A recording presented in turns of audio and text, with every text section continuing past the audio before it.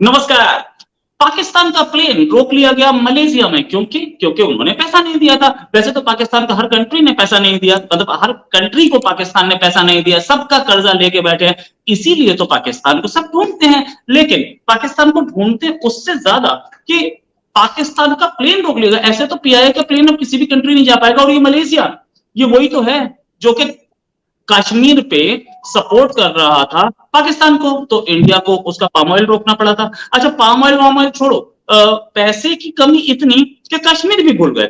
और सर, मेरे साथ इसी पे बात करने के लिए मुक्तदिर खान साहब, इनको आप अच्छी तरह से जानते हैं, इनको कोई इंट्रोडक्शन की जरूरत नहीं है, फिर भी मैं बता देता हूँ। ये मुक्तदिर खान साहब अमेरिका में हैं, प्रोफेसर हैं और इंटरनेशनल अफेयर्स के प्रोफेसर हैं, और अपना ये चैनल भी चलाते हैं कन्वर्सेशंस नाम का। आप जाकर के जरूर चेक कीजिएगा, और एनालिसिस इनकी वहां मिलती है। सर, बहुत बहुत स्वागत आपका हमारे शो में। सर, यही मलेशिया है, पहले भी प्लेन रोका था 2021 में, अब फिर प्लेन रोक लिया।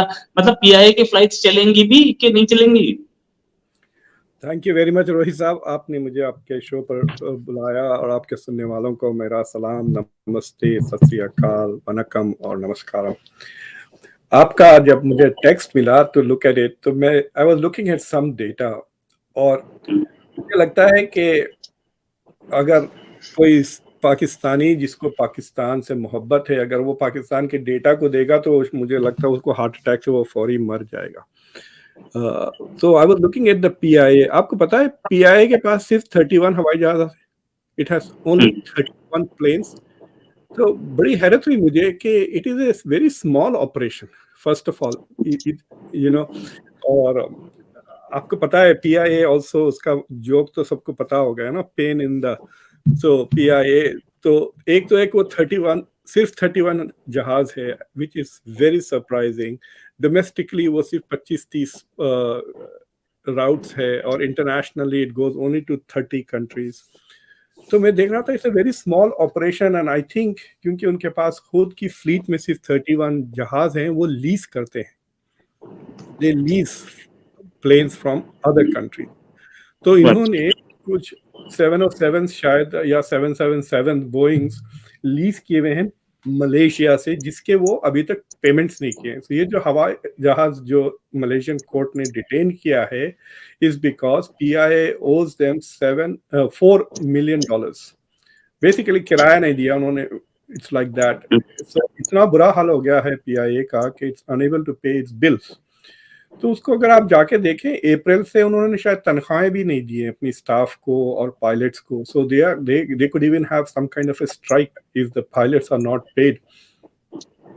तीसरी चीज ये है कि this is one of the most, क्या कहना चाहिए, डायरेक्टली प्राइम मिनिस्टर के अंडर आता है पोर्टफोलियो में पाकिस्तान की गवर्नमेंट के। मैं उसकी गवर्नेंस देख रहा था, and I was surprised that it is directly under the prime minister, उनके पोर्टफोलियो में आता है। और this thing is, there is a lot of corruption. Some of the airlines जो उसी रूट्स पे फ्लाई करते हैं, अगर आप टर्किश एयरलाइंस को ले लें या कतर एयरलाइंस को ले लें, कतर एयरवेज से तो मुश्किल है कंपेयर करना, because it is very subsidized by a very rich country. लेकिन जब प्लेन्स और स्टाफ का जो रेशियो है, Turkish airline is less than 100, यानी उनके पास 300 से ज़्यादा हवाई जहाज है, सिर्फ 30,000 एम्प्लॉयज है। पीआईए में plane is to staff ratio 500 का है। उसके बावजूद they do not deliver efficient services. उनके पास सबसे ज्यादा शायद लगेज लॉस भी होता है। So they are not managing them very well, और they are not managing the economy very well. और उसमें भी मैं सुना के, आई वाज रीडिंग, सुना क्या कह रहा हूँ, they are having lots of corruption issues. और वो करप्शन के मैं डिटेल्स तो मुझे नहीं मिले कि किस किस्म का करप्शन हो रहा है। Are people flying for free, और द एलिट बेसिकली प्लेन्स को चार्टर कर रहे हैं और पे नहीं कर रहे हैं, वो समझ में नहीं आया मुझे। लेकिन करप्शन के वजह से भी they are in debt, and partly because अगर वो फॉरेन प्लेन्स वगैरह लीज कर रहे हैं, देन दे हैव टू पे इन फॉरेन करेंसी, और उनके पास फॉरेन एक्सचेंज बिल्कुल ही नहीं है। So they are in a really bad shape, and I think कि उसका सोल्यूशन तो है, but I don't think whether the government has the courage to take it, and the solution is very simple. आपको याद है कि air India को वापस टाटा को दे दिया था ना इंडिया ने, so you privatize it, and the hope is कि the private sector will do a better job. लेकिन ट्रांसपोर्ट जैसे चीज को प्राइवेटाइज करने से प्रॉब्लम ये होता है, the first thing they will do is cancel services to those regions जहाँ पे लॉस ज्यादा हो रहा है। तो कई जगहों पे आपको सर्विस ही नहीं मिलेगी एयर अगर प्राइवेटाइज कर दें। So that is probably the dilemma they are trying to deal with. देखें क्या होता है। सर, पाकिस्तान PIA की जो फ्लीट है वो जी, टोटल मिला करके 30 के आसपास है, और हमारी 31। एयर इंडिया की फ्लीट है उसने जी, अभी 500 नए प्लेन ऑर्डर किए हैं।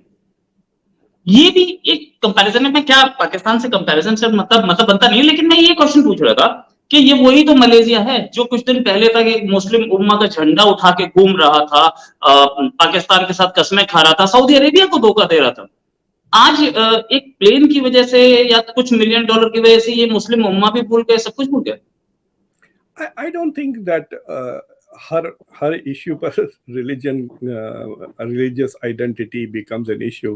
I think कि वो जो प्लेन इन्होंने रेंट किया है that's from a private source and the private source is saying कि भाई ठीक है, मैं भी मुस्लिम उम्मा हूँ, I will rather use the plane for Malaysians than for Pakistanis. Why is the owner of the plane going to incur any losses from Malaysia? Pakistan has become a burden. ना सिर्फ वो मतलब मैं आपको पाकिस्तान का डेट के बारे में अगर आप बताऊंगा तो आप परेशान हो जाएंगे। दे ओ एक एग्जांपल देता हूं मिसा, आपको पता है इमरान खान अपने प्राइम मिनिस्टर के दौरान कितना वो एंटी वेस्ट रेटोरिक उनकी याद है, इतना वेस्ट के खिलाफ इस्लामोफोबिया ये वो। तो जब मैं उनका डेट स्ट्रक्चर देख रहा था external, one of their biggest debtor creditors is the Paris club. तो पेरिस क्लब के 4 कंट्रीज अमेरिका, फ्रांस, जर्मनी और जापान, ये 4 मुल्कों ने पाकिस्तान को 8.5 या 9 बिलियन डॉलर्स दिए हैं। 40 साल का लोन है और interest rate Rohit ji 1%, 1% interest rate. This is public service. This is like next to nothing. This is charity. Europe का इन्फ्लेशन देखें आप, अमेरिका में अभी इन्फ्लेशन हमारे पास 5.5-6% चल रहा है Europe. So the interest rate doesn't even cover the inflation.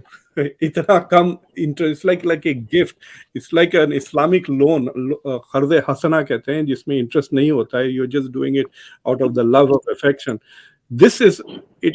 The Paris Club is showing more Ummah-like feelings than Malaysia or other countries. और पाकिस्तान की जो गवर्नमेंट है, I mean, why would they burn bridges with such countries who have helped it out? मुझे समझ में ही नहीं आता। ये जो ना मजहब और आइडियोलॉजी के बेसिस पे जो लोग लीडर्स पॉलिटिक्स करते हैं, जिसके बेसिस वो इलेक्शंस जीतते हैं, they rely on several things and one of them is the ignorance of the masses. ये पब्लिक में इंफॉर्मेशन नहीं होगा कि इनको बिलियंस ऑफ डॉलर्स, तकरीबन 8-9 बिलियन डॉलर्स वेस्ट से इनको ऐसे ही खैरात की तरह मिल गए हैं, and at 1% interest rates, that is nothing. So they should have been grateful and acknowledged it rather than एक anti-West tirade use किया उन्होंने। I would have, अगर मैं फ्रांस का प्रेसिडेंट होता, I would have called back those loans कि क्या बात कर रहे हो, you know. So these are some of the challenges that the Pakistani government has to face, or it is not, अभी तो कुछ एड्रेस ही नहीं किया। वो तो अभी इमरान खान के साथ T20 चल रहा है उनका। T20 तो चल रहा है। ये PIA का प्लेन रोके जाने के बाद से रूजवेल्ट होटल जो कि न्यूयॉर्क में था, जो कि PIA की ही प्रॉपर्टी थी, उसको लीज कर दिया गया है। लीज कर दिया गया किसी न्यूयॉर्क की फर्म को, और उससे कुछ पैसा आएगा जिससे शायद थोड़ा अपना कर्जा वर्जा निपटा ले। ये एक नई खबर है। अच्छा, PIA के पास पैसा नहीं है, PIA गवर्नमेंट की है। हमारी एयर इंडिया का कोई प्लेन रोका जाए तो फिर हमारी बेइज्जती नहीं है, ये टाटा ग्रुप की है। लेकिन PIA का रोका जाए तो ये गवर्नमेंट की बेइज्जती है, पाकिस्तानी गवर्नमेंट का इंटरप्राइज है वो। पाकिस्तानी गवर्नमेंट किस एंगल से ऐसे चल सकती है कि हमारे ऐसे, कल तो एक पाकिस्तानी प्राइम मिनिस्टर का प्लेन गया, वो उसे भी रोक सकते हैं कि भैया ये है तो हमारा प्राइम मिनिस्टर पैदल जाए, रिक्शा से जाए, हमें क्या मतलब। इंटरनेशनल मार्केट में तो नंगा हो गया ना मुल्क पूरी तरह बिल्कुल से। सही। तो अब बोलने में क्या फर्क है, भाई ये दिख रहा है वो दिख रहा है like what is the point कि they have lost it all पूरी तरह से। It's a big disaster. और देखना, मैं आपको एक मिसाल देता हूँ, मतलब एक फैक्ट देता हूँ, you will be scared to death. 2023 से लेके 2026 तक Pakistan has to give $77 billion. वो उतने लोन उनको देना पड़ेगा फॉर ए कंट्री जिसकी जीडीपी इज जस्ट 320 या $350 बिलियन, यानी it is about $1 trillion in the next 3 years। तो 3 साल में वो $1 ट्रिलियन उसकी इकोनॉमी होगी, जिसमें से तकरीबन $80 billion it will have to give out as loan. So सोच लें आप कि इतना भयानक उनका डेट है।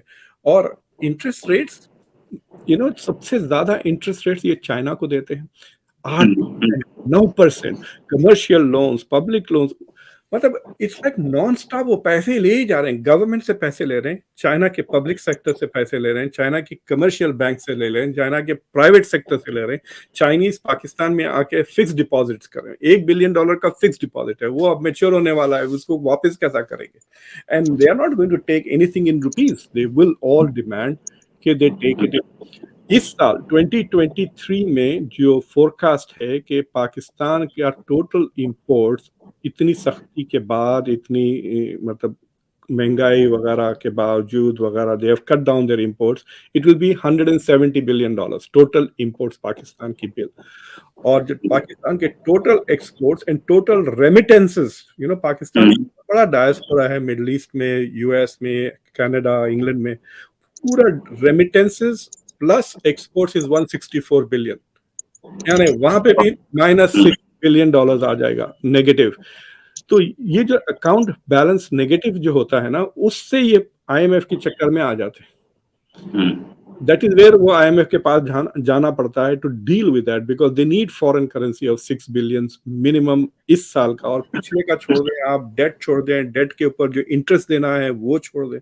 सो it is, they will have to borrow more again and again। कहां से borrow करेंगे?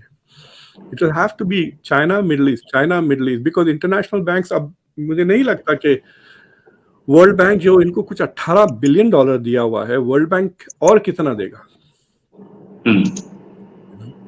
राइट, वर्ल्ड बैंक और कितना दे सकता है? और सच में इनको अपने पार्क्स बेचने पड़े, मोटरवे जिसको हमारे यहाँ हाईवे बोलते हैं, मोटरवे बेचने पड़े, बेचने लीज पे चाइना खरीदता चला गया। अच्छा, एक बहुत बहुत बढ़िया चमत्कार होता है कंट्री में, सर जो बोलिए, करप्शन इंडिया में भी है, ऐसा तो कोई क्लेम नहीं कर सकता ना। प्राइम मिनिस्टर मोदी भी क्लेम नहीं कर सकते कि इंडिया में करप्शन नहीं है, बिल्कुल भी है, उसको खत्म करने की कोशिश की जाती है। करप्शन इंडिया में भी है। कंट्री अपने एसेट्स बेच रहा है, कंट्री के एसेट्स जो है वो दूसरे कंट्रीज ले रहे हैं, चाहे वो कराची पोर्ट हो, चाहे वो ग्वादर पोर्ट हो, मोटरवेज हो, पार्क्स हो, फातिमा जिन्ना पार्क हो, लेकिन कंट्री के आर्मी के ऑफिसर्स फॉरेन में आइलैंड्स खरीद रहे हैं और क्या बोलते हैं उसे, पापा जॉन्स पिज्जाज के आउटलेट्स खरीद रहे हैं। ये तो रिकॉर्डेड में है। बाकी जो पर्सनल एसेट्स है ना, वो फार्म हाउसेस वगैरह, उनकी लिस्ट नहीं है अभी मेरे पास। मैं आपको लिस्ट दे दूंगा जब मेरे पास आएगी। See, the thing is कि पाकिस्तान की elite, I think, is probably, Africa में शायद एक दो ऐसे कंट्रीज होंगे जहां पर ये कंपटीशन चल सकता है, बट पाकिस्तान की एलीट का जिंदगी का मकसद ही पाकिस्तान को लूटना है। मैं आपको एक इंटरेस्टिंग जोक सुनाता हूँ। मैं कोविड से पहले I used to run a small program in Philippines, good governance का प्रोग्राम। फिलीपींस के मेयर्स को, गवर्नर्स को, मेंबर ऑफ पार्लियामेंट्स को अमेरिका लाकर we used to give them training. ये जो गुड गवर्नेंस लफ्ज है ना रोहित साहब, good governance is a code word for corruption. यानी अगर corruption is high then there is bad governance. So world bank वगैरह आज से 10-15 साल पहले they didn't want to say कि you are corrupt, you need to fix it. They would say can you tell us what are your plans to provide good governance. Basically मतलब हम आपको loan दे रहे हैं, आप क्या गारंटी दे सकते हैं कि ये करप्ट पैसे नहीं होंगे। तो उसमें मैं एक मेयर से बात कर रहा हूँ, जब मैं पहली बार समझा फिलीपींस का बजट सिस्टम, वो 20% करप्शन फैक्टर करते हैं रोहित साहब इन देयर बजट। तो फॉर एग्जाम्पल अगर सेंट्रल गवर्नमेंट स्टेट गवर्नमेंट को $1 मिलियन का लोन दे रही है ब्रिज बनाने के लिए, तो वो कहते हैं ब्रिज की कॉस्ट क्या होगी, जैसे 1 मिलियन, तो अच्छा ठीक है हम 1.2 मिलियन एलोकेट करते हैं। सो दे एक्चुअली फैक्टर इन के 20% करप्शन तो होगा ही होगा।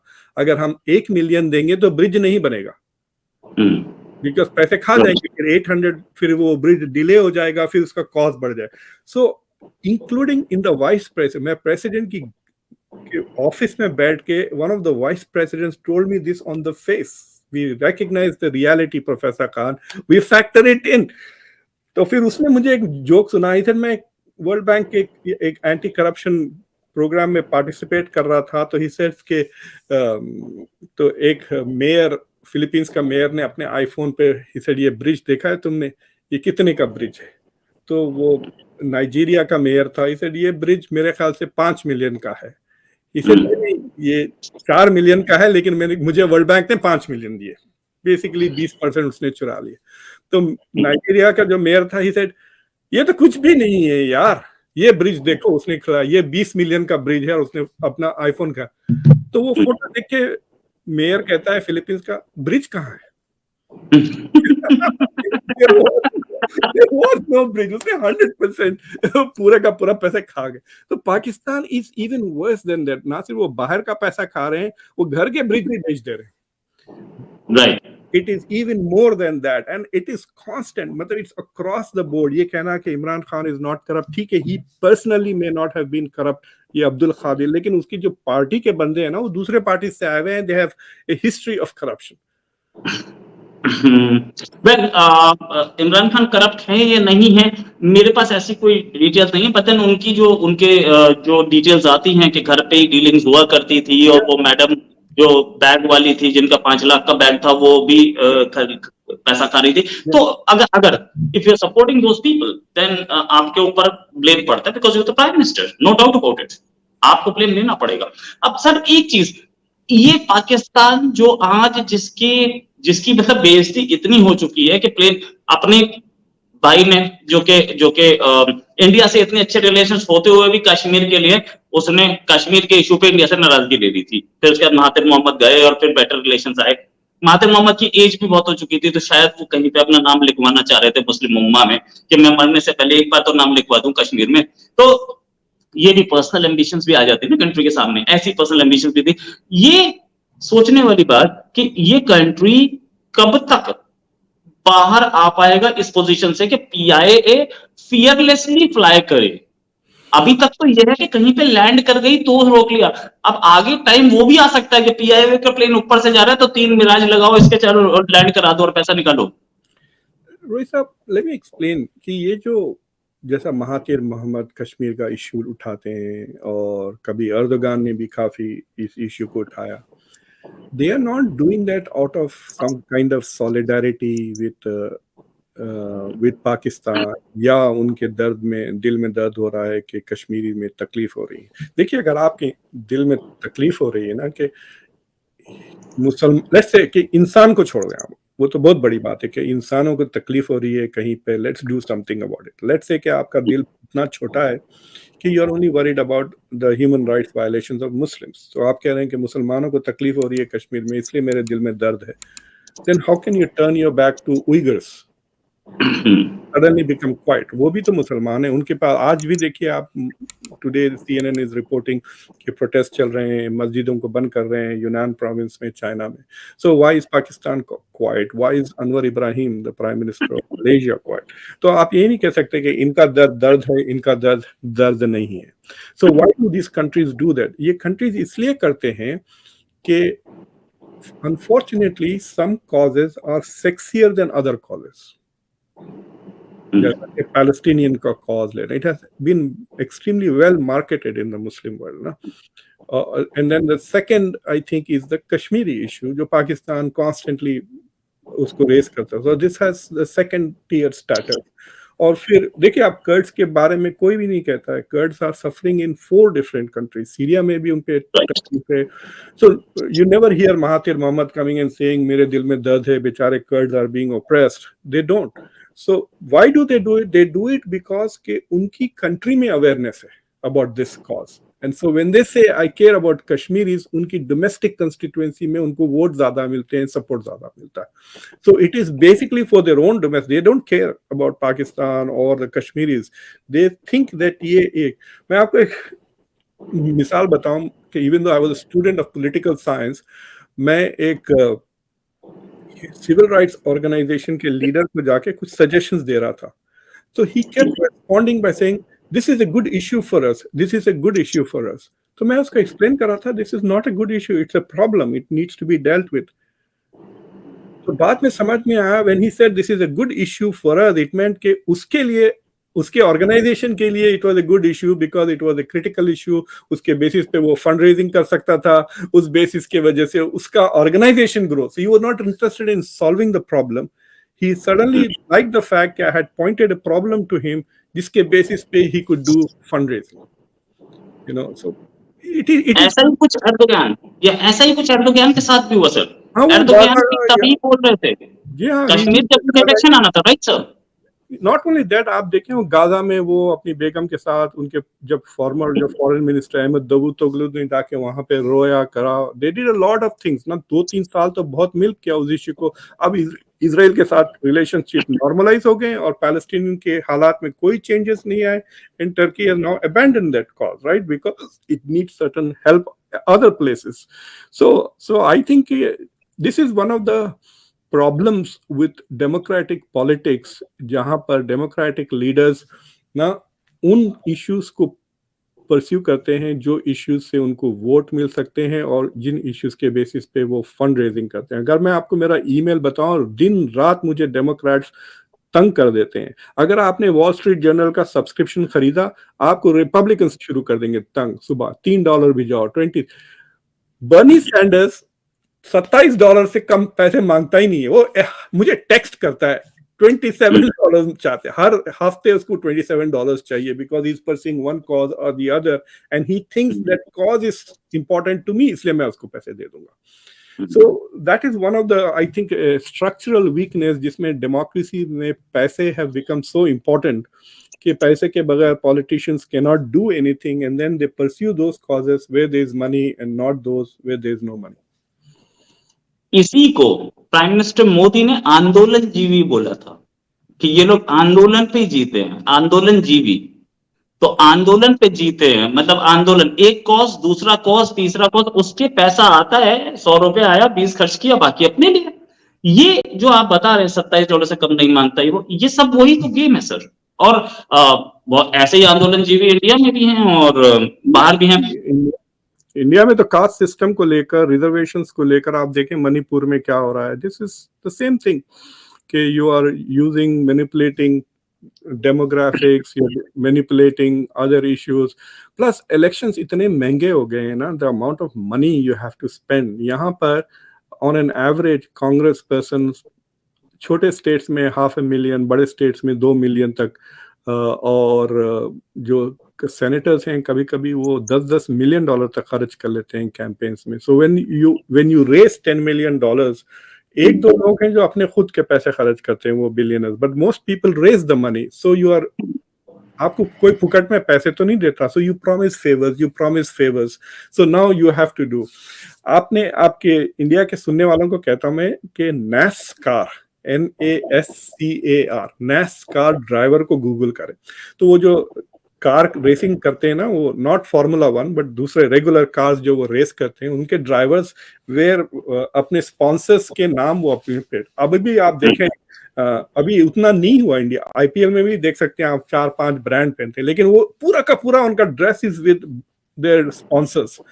तो मैं और मेरे स्टूडेंट्स ने थोड़े साल पहले कैंपेन शुरू करी थी कि कांग्रेसमैन भी, सेनेटर्स भी पहनना चाहिए. आपको जितने पैसे मिले हैं पॉलिटिशियंस को, आपको ऊपर से पेन लेना चाहिए, ताकि when you walk into the parliament we know who you are representing. अगर आपके पीठ के ऊपर इतना बड़ा लगा हुआ है, या वे, या एप्पल, या फेसबुक, सबसे ज्यादा पैसे आपने लिए, so I know that you are not representing your district, you are representing these people who have given you money. So democracy का I think one of the weaknesses is the role of money that it plays, और उसमें अगर आप बड़े हैं, कहते हैं ना one man one vote, I guarantee you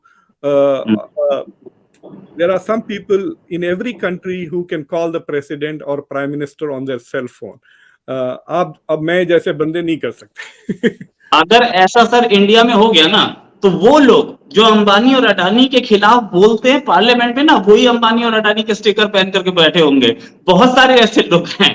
नहीं, but Congress, it will be everybody ना, मतलब कोई अपने अपनी हाँ, it will be everybody, but then Congress की गवर्नमेंट अडानी और अंबानी के प्रोजेक्ट्स पास कर रही है, और वही कांग्रेस अडानी और अंबानी के खिलाफ पार्लियामेंट में जीतती है. सर फाइनल क्वेश्चन आपसे, फाइनल क्वेश्चन ये है, क्या अब now that Erdogan Turkish president, उनको 5th टर्म मिल गया, तो क्या उनका कश्मीर रेटोरिक साइड होगा, और या फिर कश्मीर चलता रहेगा उनका? देखिए, उनकी इकोनॉमी बहुत बुरी तरह से फंसी हुई है. The economy is in a bad shape. At least 2021 तक they were still growing at about 11%, लेकिन अब दट बोल के गिर के 5.5%. लेकिन they are in a similar trouble to Pakistan, क्योंकि उनकी जो करेंसी की जो वैल्यू है, इट हैज बिकम 1:20. तो मैं आपको मिसाल देता हूं कि मैं 2 साल भी नहीं, नवंबर में वहां पे था, तो 14 लीरा में $1 था, और अब 20 हो गया है. It has become so expensive. अगर टिकट्स सस्ते होते तो यहाँ से अमेरिका से वीकेंड पे जाके लोग कारपेट्स वगैरह खरीद के आ जाते, क्योंकि currencies have drop so much domestic value. So it is going to struggle to balance its economic situation. तो मेरे ख्याल से he is going to be domestic focused. लेकिन आप याद है, वहां पे भी बहुत ज्यादा रिलीजन पॉलिटिक्स का एजेंडा है. ये 2023 है, यानी जो टर्किश रिपब्लिक, जो कमाल पाशा ने जो सेक्युलर रिपब्लिक एस्टैब्लिश की थी, उसको 100 साल हो गए. सो आज से अगर 10 साल पहले व्हेन टर्की वाज बूमिंग, तो जब ये मजाक करते थे कि we will relaunch the idea of a new Ottoman Turkey, हमारी पास्ट ग्लोरी को हम वापस लेकर आएंगे, we were a great civilization in the past, we were a great country. In fact मजाक से मुझे टर्किश एकेडमिक्स कहते थे कि maybe Erdogan will take the title of the caliph once again rather than the president. लेकिन वो सारे के तारीफ में से हवा निकल गई ना, because the domestic economy is so bad and the country is very divided. देखें, demographic is on the side of Erdogan. जितने ज्यादा बच्चे पैदा हो रहे हैं, कंजर्वेटिव जो शहर आ रहे हैं, सो जो सेक्युलर पॉपुलेशन है वो श्रिंक हो रहा है in Turkey. The religious conservative population is expanding. So demographic उसके साथ होने के बावजूद he won only with the support of nationalists who are not conservative और religious. खाली वो nationalist है, वो anti kurd हैं वो.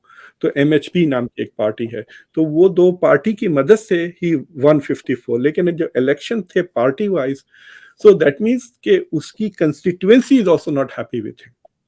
That's why they were voting against him, or they didn't vote. So I think hopefully he will take attention. Plus I think he's not well, seriously. I think he's not well. और Erdogan के बाद की जो लोग हैं, they're not like him. He's very ideological. I think his followers will be more pragmatic. और foreign policy में भी थोड़ी बहुत changes आएंगी, आप देखेंगे, because eventually he will also might have to go back to IMF वगैरह. and then फिर देखिए, एक बार आप अगर आप मुंह खोलना चाह रहे हैं तो पहले अपना वॉलेट सही कर लें. अगर वॉलेट हल्का है ना, तो मुंह बंद रखें. तो ये पाकिस्तान के साथ भी हो गया कि जाके आप इतने बड़े बड़े बातें कर दिए against the west. Now west के ही आप चक्कर लगा रहे हैं, in terms of searching funds. इसलिए west is saying go fix with China. आपको चाइना के बेसिस पे इन्होंने इतने एंटी वेस्ट बातें की थी. तो the banks are saying go to China, आपके दोस्त हैं, let them fix. Turkey will also could get into that trouble. So I have a feeling कि मेरे ख्याल से 1-2 साल तक his rhetoric will be down, he'll be more pragmatic or trying to fix the economy. और वो भी एक प्रॉब्लम है, because he's going against unconventional. तो जो प्रॉब्लम टर्की में था इन्फ्लेशन का, 80% हो गया था, अब 40% है. जब आपके पास इन्फ्लेशन बढ़ जाता है रोहित साहब, then you raise interest rates, brings the inflation down. लेकिन अगर आप इंटरेस्ट रेट्स बढ़ाएं तो उससे आपकी इकोनॉमिक ग्रोथ स्लो हो जाती है, जो अमेरिका में आप पिछले 1-1.5 साल से देख रहे हैं. Exactly that is what happened. The federal government raised interest rates, तो इन्फ्लेशन कम आया, लेकिन उसके साथ इकोनॉमी स्लो डाउन हो गई। तो टर्की ने what Erdogan tried to do was to not raise interest rate, उल्टा वो कम करते गया interest rate, hoping that the economy will grow. तो इकोनॉमी तो 2021 तक तो ग्रो कर रही थी, लेकिन इन्फ्लेशन 80% के तरफ चले गया। सो फंस गया है इन दैट एक अनकन्वेंशनल इकोनॉमिक पॉलिसीज। अब देखना है, विल ही रिवर्स दैट और will Turkey become even more of a basket case economically. It's a very vibrant economy, अभी भी काफी रेजिलियंस है, लेकिन इंपोर्ट्स में मर जा रहे हैं ना। सोचो आप, जो चीज आप $2 में खरीद सकते थे, अब उसको आप $20 में खरीद रहे हैं, because your currency has dropped so much. So imports के बगैर आप दूसरी चीजें भी नहीं कर सकते, because even your export markets are sometimes you have to bring in raw materials and other materials. So I think he needs to have a completely new economic policy, warna the country will continue to be shaky. Right sir, right. और Erdogan की party के साथ एक problem और आएगी, वही जो Yasser Arafat के जाने के बाद पैलेस्टीनियन कॉज में आई थी, कि लीडर की कमी। यासिर अराफात के लेवल का कोई लीडर पैलेस्टीनियन कॉज के पास नहीं है, ऐसा ही एर्दोगन की पार्टी के पास भी कोई लीडर नहीं है। ये this is a problem with all Muslims. मौलाना मौदूदी मरने के बाद जमात इस्लामी का कोई लीडर नहीं आया। आप पीटीआई को देख लें, इमरान खान क्लीन बोल्ड हो गया, तो फिर who is going to lead? There will be no PTI. So that is one of the problems. ये जो अथॉरिटेरियन स्ट्रीक होती है ना रोहित साहब, कि आप अपनी ही पार्टी के लोगों को गायब कर दें। Now is my turn to upset your viewers. आपने जो पार्लियामेंट का इनॉग्रेशन देखा, ऐसा था कि सिर्फ मोदी है इंडिया में और कोई भी नहीं है, ना उसकी पार्टी के लोग थे।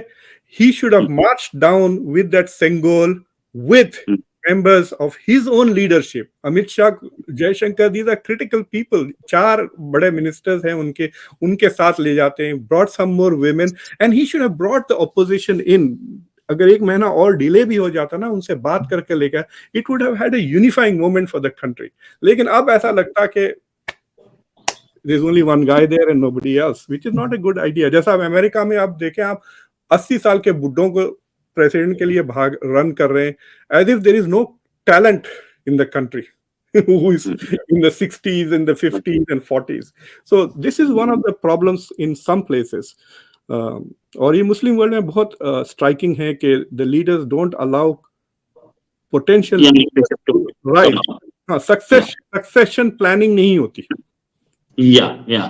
And unfortunately or fortunately we'll see कि हाँ क्या आगे होता है इसका। और पाकिस्तान बिल्कुल सबकी नजरों में रहेगा, क्योंकि इसका प्लेन 2 बार रोका गया है। Thanks a lot for joining sir, उम्मीद है जल्दी एक डिस्कशन और करेंगे। अभी के लिए नमस्कार, धन्यवाद, जय Hind sir. Thank you very much.